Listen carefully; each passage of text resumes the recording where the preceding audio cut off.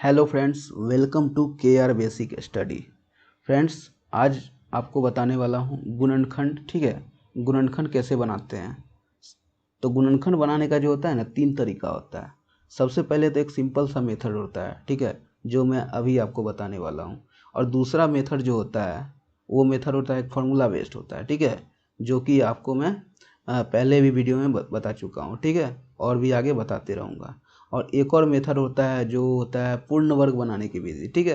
तो यहाँ पे कोई अदर मेथड की हम बात नहीं करने वाले, सिंपल सा मेथड की बात करेंगे जो गुणनखंड आप बना सकते हो, ठीक है, इजी तरीका से, ठीक है। चलिए, तो गुणनखंड बनाने का जो रूल होता है, सबसे पहले हमको ये जानना है कि जो भी यहाँ पे दिया गया है, ठीक है, मतलब जो भी यहाँ पे इक्वेशन दिया गया है वो इस फॉर्म में होना चाहिए। A x square plus b x plus c बराबर 0, ठीक है।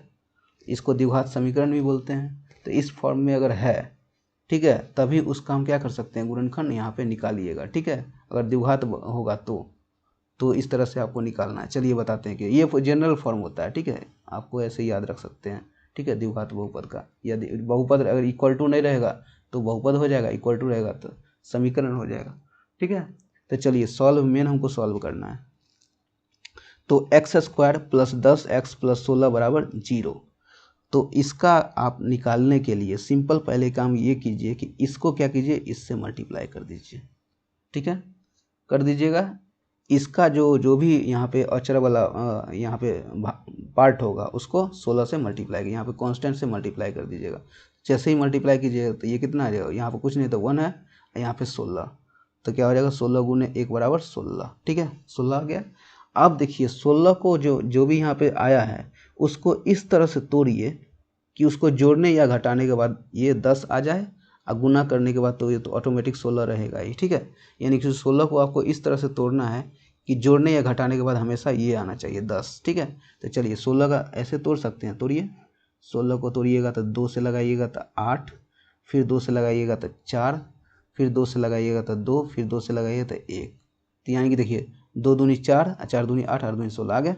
तो यानी कि किस तरह से इसको देखिए, ये आपका आ गया फ्रैक्शन में 2 गुने 2 गुने 2 गुने इस, ये टूट गया इसका 16 का गुणनखंड, ठीक है। तो किस तरह से इसको लीजिएगा कि हमको ये आना चाहिए जोड़ने या घटाने के बाद। तो चलिए यहाँ पे हम लेके दिखाते हैं आपको। अगर 2 2 2 ले लेते हैं तो क्या हो जाए, 2 दूनी 4, 4 दूनी 8, 8 गुने 2 हो गया।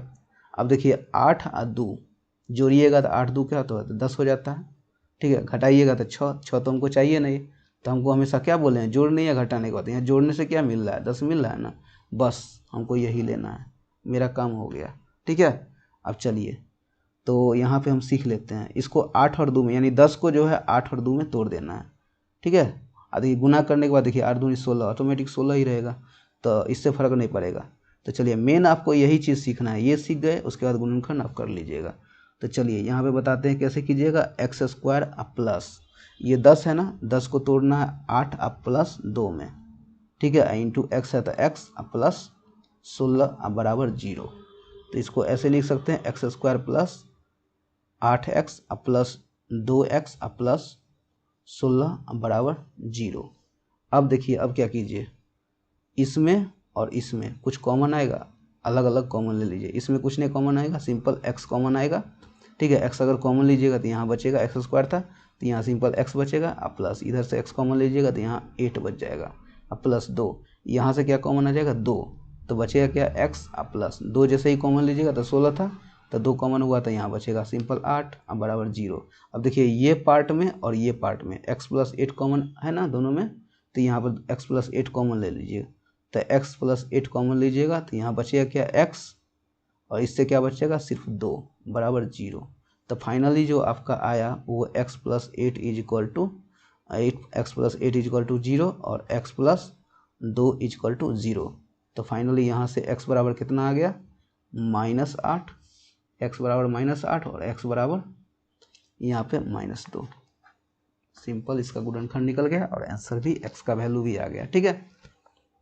चलिए एक और दिखाते हैं आपको, एक और जल्दी से बनाते हैं। क्वेश्चन नंबर 2 क्या दिया गया है, मान लीजिए ऐसा रहेगा 6x स्क्वायर माइनस 3x और -3 बराबर 0। इसको कैसे कीजिएगा, तो इसको करने के लिए क्या कीजिएगा, बोलिए क्या सिखाएं, जो भी रहेगा इसको आपस में मल्टीप्लाई कर दीजिएगा, ठीक है। तो मल्टीप्लाई देखिए 6 और -3, 6 त्रिक 18 यानी कि -18। अब देखिए अभी माइनस भूल जाइए, ठीक है, माइनस साइन भूल देना है। सिंपल 18 का फ्रैक्शन तोड़िए, तो यहाँ तोड़िएगा तो देखिए 9, फिर 3 से लगाइएगा, देखिए यहाँ फिर 3 से लगाइएगा तो 3 तिहाई 9 है ना, तो यानी कि 2 गुने 3 गुने 3 है। अब देखिए 18 को इस तरह से तोड़िए कि जोड़ने या घटाने के बाद हमको ये आ जाए, -3 आ जाए, ठीक है। तो सोचिए कैसे तोड़िएगा, 3 दूनी 6 है ना, 3 दूनी 6 और यहाँ पे 3, इसको ऐसे तोड़ सकते हैं, 6 गुने 3 में तोड़ सकते हैं। अब देखिए 6 गुने 3 में अगर इसको तोड़िएगा तो इसको जोड़िएगा तो 6 3 9, 9 तो हमको चाहिए नहीं, लेकिन अगर इसको घटाइएगा 6 और 3 में घटा दीजिएगा, 6 - 3 कीजिएगा तो क्या आ जाएगा, 3 आ जाएगा। लेकिन हमको 3 तो चाहिए नहीं, हमको चाहिए क्या, -3 चाहिए ना, यानी कि इसको ऐसे मत घटाइए, इसको ऐसे घटा दीजिए, -6 और +3 है ना।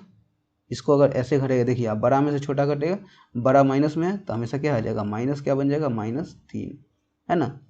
मेन हमको यही काम है, अगर इसको हम कर लिए ना किस तरह से लेना है, उसके बाद तो प्लस माइनस लेना अपने हाथ में है, ठीक है।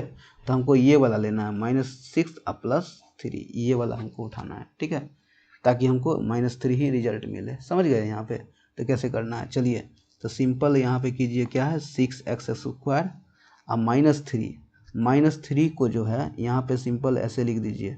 सिंपल आपको अगर लिखना चाहिएगा -3x है ना, डायरेक्ट इसको तोड़ देते हैं क्या, या छोड़िए डायरेक्ट छोड़िए, देखिए माइनस, यहाँ पे माइनस है ना, तो यहाँ पे सिंपल प्लस ले लीजिए। हमको -3 को तोड़ना है, तो -3 को -6 और प्लस क्या सिखाएं 3 है ना, देखिए ऐसे ही लेना है इंटू x। अब देखिए यहाँ पे माइनस रहा होगा तो यहाँ कुछ ना कुछ प्लस रहा होगा, या -3 को माइनस में ले सकते हैं ऐसे भी, ठीक है। तो इतना आपको समझ में आना चाहिए, -3 = 0, कोई दिक्कत है यहाँ तक, नहीं है। चलिए अब इसको सॉल्व कीजिएगा तो इसको आ जाएगा 6x² प्लस यहाँ आ जाएगा -6x प्लस 3x -3 = 0। तो यहाँ कि 6x² -6x और प्लस 3x -3 = 0, ठीक है। अब बताइए क्या होगा, अब यहाँ से कुछ कॉमन आएगा इसमें से, और इसमें से, दोनों में से कुछ ना कुछ कॉमन आएगा, इसमें से 6x कॉमन आ जाएगा, तो यहाँ बचेगा क्या, x - 1, और यहाँ 3x - 3, इसमें से 3 कॉमन आ जाएगा, तो यहाँ क्या बचेगा, x - 1 = 0। कोई दिक्कत है यहाँ तक, नहीं है। अब देखिए दोनों में से क्या है, x - 1 कॉमन, तो यहाँ से जैसे ही x - 1 कॉमन लीजिएगा तो यहाँ क्या बचेगा, 6x प्लस 3 = 0, ठीक है। यानी कि फाइनली जो हुआ आपका x - 1 = 0 आ गया, और 6x प्लस 3 = 0। तो यानी कि x बराबर यहाँ से क्या आ गया, बताइए, x बराबर आ गया 1, और यहाँ से x बराबर कितना आ गया, इधर जाएगा तब -3/6, यानी कि दो मरतबे कटेगा, यानी कि -1/2। ये आपका आंसर हो गया, ठीक है। तो इस तरह से हम गुणनखंड को बनाते हैं। हम यहाँ पे जो भी बताए हैं वो बहुत अच्छे तरीके से समझा के बताएं हैं, ठीक है। इतना समझाने के बाद जो होता है आपको समझ में आना चाहिए। और ये वीडियो आपको पसंद आया होगा तो वीडियो को लाइक कर दीजिए, ठीक है। और चैनल पे नए हो तो चैनल को सब्सक्राइब कर लेना। मिलते हैं नेक्स्ट वीडियो में, थैंक यू।